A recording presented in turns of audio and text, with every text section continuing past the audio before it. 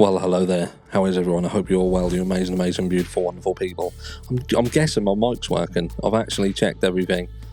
What an absolute tool. Anyway, it's Saturday, looking absolutely amazing. We're going to get straight into the meat and potatoes as we've got a bit to get through today, which is about opinions, because we've got the 911 call that has now been released. And look, for any of you guys who are doubting the authenticity of it, let me just show this on the screen here. This is the FOIA request of Whitcomb. We sent it out. We got a very quick response and got the audio sent to us. So the audio that you're hearing is absolutely authentic. And when I say authentic, I mean it's authentic in the fact that, yeah, this is the 911 call that happened approximately 8 hours after the massacre of the students over at 1122 King Road. Look, what I'm going to say to you guys is this. We can all have opinions on everything and how we feel about things, especially calls like this. Our opinion is going to be massively impacted and influenced about our overall feeling of the crime.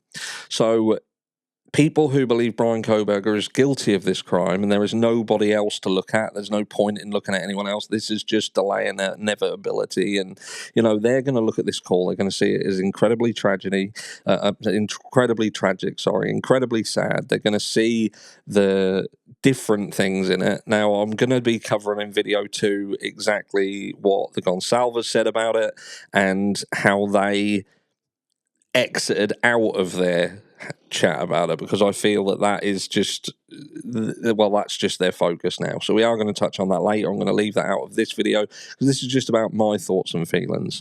And do you know what I mean? It's the way I look at this call. When we talk about authenticity, it's about listening to what you can hear, thinking about the overall story, what we've been told, what we know about this crime. So what do we know about it? We don't know much. We don't actually know much. We've been told things about it, but we've been told things about it by rarely one angle, and that is the angle that Bryan Kohberger is the person who did this crime. So just an example, look, this is how media are talking about this call. So they're saying 911 audio reveals confusion and panic after 4 Idaho college students killed. So that's how they're kind of pushing all of this about confusion, panic, trying to paint it as a raw, unfiltered look into the aftermath of a horrendous situation. And again, we're going to talk about elements later on with respect to the Gonsalves family and what they believe that was happening and how you should react to it. But I have to react to it as I'm someone who's on the fence. I'm somebody who has read the court documents. I've listened to the court hearings. I've looked at everything. I've seen the countless attempts at the anti-Bryan Kohberger and seemingly anti-rights of American citizens, which I don't understand. Do you know what I mean? I genuinely don't understand. You guys over in the US have constitutional rights. The entire foundations of your way of living, and the right to a fair trial and the right to due process seems to be things that you don't care about. And the only thing that makes me think you don't care about it is because you don't have any skin in the game. It doesn't affect you. Because it doesn't affect me, I don't care whether these rights are upheld. Which is insanity to me. What happens if somewhere down the line, if you're a parent to a young child, for instance, what happens if your child is wrongfully accused? Are you then going to care about your constitutional rights, or is it just when it suits you that you can ignore them? But anyway, that's by and by. The point being, look, I'm someone who sits on the fence in terms of I believe Bryan Kohberger is he should have his rights upheld. I believe it is innocent until proven guilty. And from what I've seen, there hasn't been enough evidence produced publicly that would lead me to believe that Bryan Kohberger did this crime as a single solitary killer. And there is, in fact, evidence to suggest that there are alternatives. Case in point, additional DNA at the scene. And when the lead investigator is kind of asked, well, why did you leave them? He didn't leave them because he'd exhausted avenues with them. He left them because the FBI stepped in and said, you need to look at this person. And again, I said yesterday, I believe, that this then became the Brian Koberger show. You know, nothing else really mattered and everything else fell by the wayside. But if this was my children, if I was a parent of these kids in this house, I would absolutely 100% want to know who else's DNA was in that property.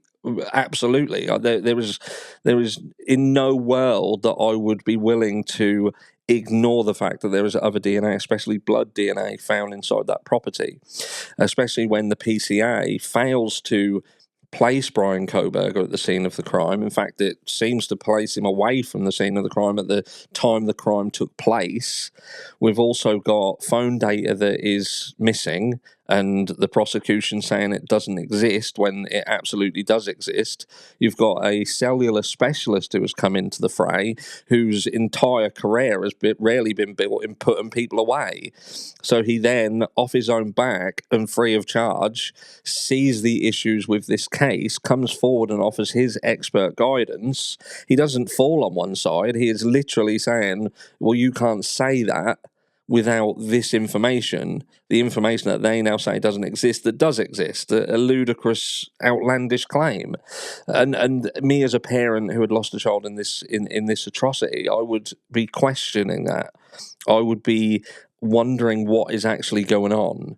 You know, the house being knocked down against my wishes. You know, we don't want the house knocked down. It's knocked down. Well, that doesn't make sense to me. And again, all of these little things would lead me to a place where I want to turn over every single stone. And I feel that there are people around this crime who are not. But with respect of this audio, what do I think about this audio? It feels too clinical to me. The entire I think there's an expectation, because we've been told that this crime happened a certain way and certain injuries occurred and the scene was horrendous and so on and so forth. You have a preconceived notion of how this call would be based on what you've been told they are being subjected to. But if you listen carefully, it would appear that, and I'm going to have questions on this in a second, so bear with me. You know, it doesn't appear that the two surviving roommates, from a call perspective, they have seen anything. They have seen anything. But then the flip side of that coin is, what stemmed the call in the first place? What was the straw that broke the camel's back? Bearing in mind that you have a situation that the two surviving roommates are in. At this point, as confirmed by Olivia Gonsalves, there is something that happens and they are scared. Dylan's scared. She's relaying this information to Bethany Funk. And there's a backwards and forwards. So that rules out non-compos mentis. It rules out shock phase and all that. Yes, you can be scared. You can be scared. You've seen something, you've heard something. You see Bethany Funk trying to make sense of it, saying Xana was wearing black, as if to say, is that not possibly what you saw? And then Dylan Mortensen elaborates and says, no, it's a mask. Now, she doesn't mention fireman in this situation, but later on it transpires that she feels that she saw a fireman or similar carrying something. And you've got this in the back of your mind that's saying, well, you heard someone say, I'm here to help. Then it's mentioned fireman, they're carrying something. This to me is like she actually witnessed an EMT in the house, someone, an emergency services person. Do you know what I mean? This is what happens. This is how you feel. And then you see this off the back end of that, the prosecution seemingly trying to discredit the witnesses in their own little way. They can't be absolutely brazen about it, but by saying that she's got memory issues and she was drunk, or, you know, she didn't really know what was reality and wasn't reality, I'm thinking, well, you're discrediting your own witness while simultaneously we see in a backwards and forwards conversation that these two are fine. They're fine. They're stating about what's going on, the story. They're trying to get everything sort of put down in writing, what they're seeing. And that carries on into the call. A call that happens not during the point when they're really scared, but approximately 8 hours later. But there is no real explanation as to what was the first domino that tipped. Do you see what I mean? I can't, because this call is the audio, the call has been made. I want to know what the catalyst to the call is. What actually happens to make them call? Now, is it that the girls have been trying to get hold of everybody, they can't get hold of them, so they then decide to call somebody over 8 hours later? Because the question still has to come, well, if you were scared, you couldn't get hold of everyone in the house, then why didn't you call people in the vicinity who could have come over earlier? We've also on the back burner got, it seems to allude to the fact that there was people on I believe it was Snapchat who knew of what had happened and were talking about what had happened hours before the call happened. Now look, I can't offer any absolute credibility to that, 100% authenticity, but we still are missing the most important part of this call, and that is the first domino tipping. What led to law enforcement being called in the first place? Now, is it that they called him? Did Hunter come over, and did Hunter enter the room first? Because if Hunter's already gone into the room and seen something, and then the call has been made, like the Gonsalves family, which I'm going to touch on later, they want to say that he's kind of stoic in his approach and, he's protecting them. But I can't buy that, because I can't understand what made the call take place to law enforcement in the first place. Because if the girls haven't seen anything, and he has come over and he has seen something, whoever has seen something at that point before the call, in my opinion, knows exactly what's happened here. They know someone who's been laying deceased for 8 hours. That they're not coming back from that. So if someone is absolutely protecting someone, then at that point you tell everybody you need to get out of the house. Everybody get out of the house. And then that person then makes the call. That's how I would see this playing out in my mind.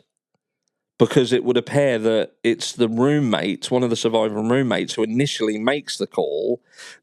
There's already an abundance of people around, so I can't make sense of that. So have they just called everyone over, literally like a load of people over, to say, well, we can't get hold of anybody in the house, so that everybody's come over, but themselves have not, the two surviving roommates, in all of this period of time, they have not ventured into any part of this house to ascertain why they can't get hold of the people. How do they know that the people haven't got in an argument and fucked off out of the house? So they're not even in the house. They're not there. So, for them to be...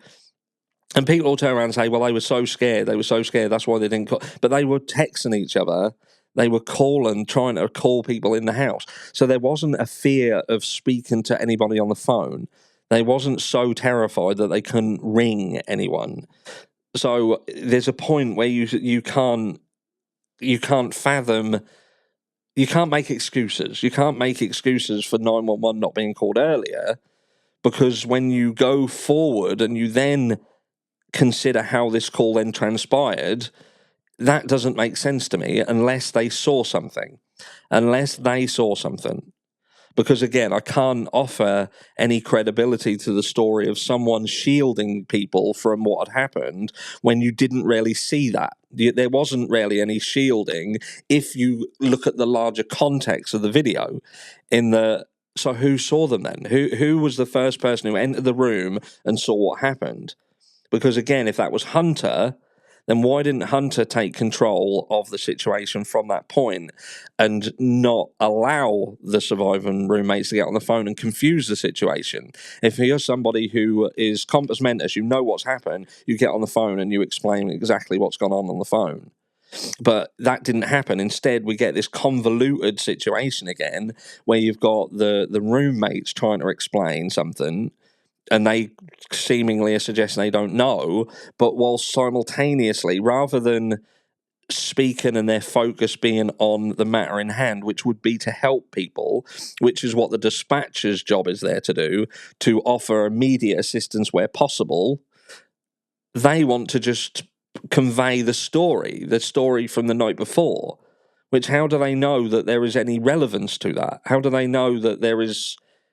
Why are they telling the dispatcher that they saw someone in the room at 4 o'clock if at that point they don't understand that there is relevance there? That's my issue, and I could pull this apart all day long. But I believe that on this call, it's not a realization thing. Everybody around that situation, they know what's happening. They know what's happening. And I believe there's been a degree of time where they understand that there's going to be questions. Law enforcement are going to get involved and they are going to be asked some difficult questions. So they have likely had a conversation of how to make this appear. And they have to make it appear that they don't know what's going on. And they said about the front door being open. It's the front door of this house being open. And I said this way back when, right at the beginning. I believe that front door was open. And I believe that someone inside that house, one of the surviving roommates, likely Dylan Mortensen, purposefully opened that door and left the door open. And I believe they did that so that somebody else would come into the house and find the crime scene so they could act all shocked and we didn't know anything. We didn't know. That's what I believe. I believe they knew what had happened. I believe they knew what had happened. And again, this is just my opinion. This is my opinion. I'm not accusing anybody of anything beyond having prior knowledge before that call was made that there was deceased people in that house who had been deceased for a period of time. And they tried to make it look like that wasn't the case and they didn't really know what was going on. But in the back of their mind, which they couldn't help but convey, they knew that they had to explain themselves because there'd been a fucking delay in calling 911. And it was self-preservation. That wasn't about trying to help the people around them. And you have to then ask why. Why wasn't your focus on the preservation of others rather than self-preservation? Because you knew that had already, the expiration date on that had already passed. Now this was about self-preservation. But let me know down below what you think. And I will catch you all in the next one later as we look at the Gonsalves family and what they said about the call and see whether we agree or not. Love you all. Mwah.